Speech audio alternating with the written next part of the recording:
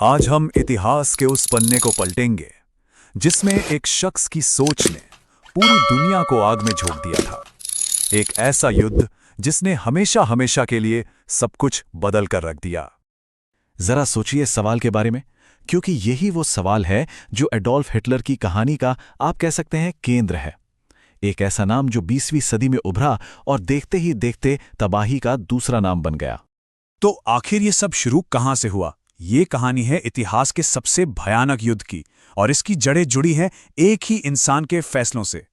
देखिए, हिटलर ने जर्मनी के लोगों से वादा किया था कि वो उसे फिर से महान बनाएगा, लेकिन उसके उठाए गए कदमों ने दुनिया को सेकेंड वर्ल्ड वॉर की ऐसी आग में धकेल दिया जिसके बाद दुनिया कभी पहले जैसी नहीं रही। ये सिर्फ एक नंबर नहीं है, ये उन इंसानों की गिनती है जिन्होंने सिर्फ 6 साल के अंदर अपनी जान गंवा दी। 6 करोड़ से भी ज्यादा जाने। ये आंकड़ा हमें एहसास दिलाता है कि ये कहानी कितनी कितनी ज्यादा गंभीर है। तो फिर सवाल ये उठता है कि हिटलर आखिर इतना ताकतवर बना कैसे? चलिए इस कहानी को शुरू से समझते हैं। साल था 1919, जब पहला विश्व युद्ध बस खत्म ही हुआ था। तो फर्स्ट वर्ल्ड वॉर में जर्मनी की बहुत बुरी हार हुई, और इस हार के बाद जर्मनी को वर्साई की संधि नाम के एक समझौते पर साइन करने के लिए मजबूर किया गया, और यहीं से गुस्से और नफरत के बीज बोए जाने लगे थे। ये जो संधि थी ना, ये जर्मनी के लिए बहुत अपमानजनक थी।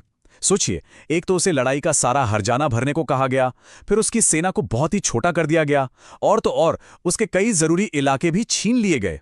इन शर्तों ने जर्मन लोगों के दिलों में गुस्से की आग जला दी, और बस इसी गुस्से की आग का फायदा उठाया एडोल्फ हिटलर ने। वो एक कमाल का स्पीकर था। मतलब जब वो भाषण देता था तो लोग जैसे उसकी बातों में खो जाते थे। उसने लोगों से वो वादे किए जो वो सुनना चाहते थे। जर्मनी को फिर से ताकतवर बनाना, टूटी हुई अर्थव्यवस्था को ठीक करना और जर्मनी को दुनिया का सबसे महान देश बनाना। और धीरे धीरे लोग उसके साथ जुड़ते चले गए।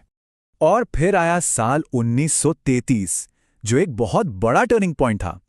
हिटलर जर्मनी का चांसलर बन गया, और सत्ता हाथ में आते ही उसने बहुत तेजी से जर्मनी को एक नाजी तानाशाही में बदल दिया। एक ऐसा राज जहां सिर्फ और सिर्फ उसी की चलती थी। सत्ता में आने के बाद हिटलर का बस एक ही सपना था, एक ही जुनून, पूरी दुनिया पर कब्जा करना और एक महान जर्मन साम्राज्य बनाना। और इस सपने को पूरा करने के लिए उसने दूसरे देशों पर हमला करना शुरू कर दिया। हिटलर ने बहुत तेजी से अपने कदम बढ़ाए। 1938 में उसने पहले ऑस्ट्रिया पर कब्जा किया, फिर चेकोस्लोवाकिया पर। पूरी दुनिया ये सब देख रही थी। तनाव लगातार बढ़ रहा था, पर किसी को अंदाजा नहीं था कि ये तो सिर्फ एक शुरुआत थी। और फिर आखिरकार वो दिन आ ही गया जिसने दुनिया को हमेशा के लिए बदल दिया। द्वितीय विश्व युद्ध की आधिकारिक शुरुआत हो चुकी थी।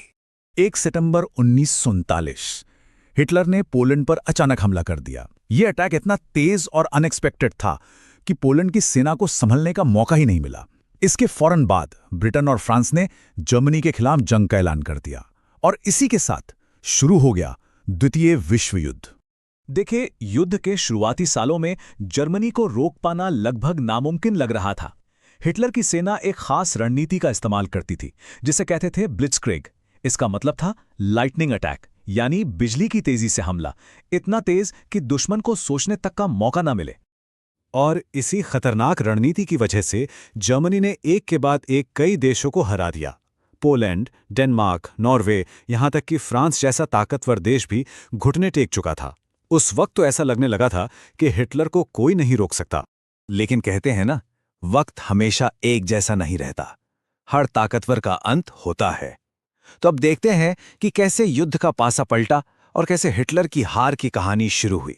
1941 में हिटलर ने एक ऐसा फैसला लिया जो उसकी सबसे बड़ी और शायद आखिरी गलती साबित हुई। उसने सोवियत संघ यानी आज के रूस पर हमला कर दिया। शुरुआत में तो जर्मन सेना आगे बढ़ी, लेकिन फिर रूस की कड़ाके की ठंड और उसकी विशाल सेना ने उन्हें वहीं रोक दिया। और तभी कहानी में एक और बड़ा मोड़ आया। अमेरिका भी इस युद्ध में कूद पड़ा। अब जरा सोचिए, जर्मनी को एक ही वक्त पर अमेरिका, ब्रिटेन और सोवियत संघ जैसी महाशक्तियों से लड़ना पड़ रहा था। वो चारों तरफ से घिर चुका था। 1943 के बाद से ही जर्मनी लगातार कमजोर हो रहा था, और 1945 आते आते दुश्मन की सेनाएं जर्मनी की राजधानी बर्लिन तक पहुंच चुकी थीं। जब हिटलर को यह साफ हो गया कि अब हार तय है, तो 30 अप्रैल 1945 को उसने अपने बंकर में खुद को गोली मार ली।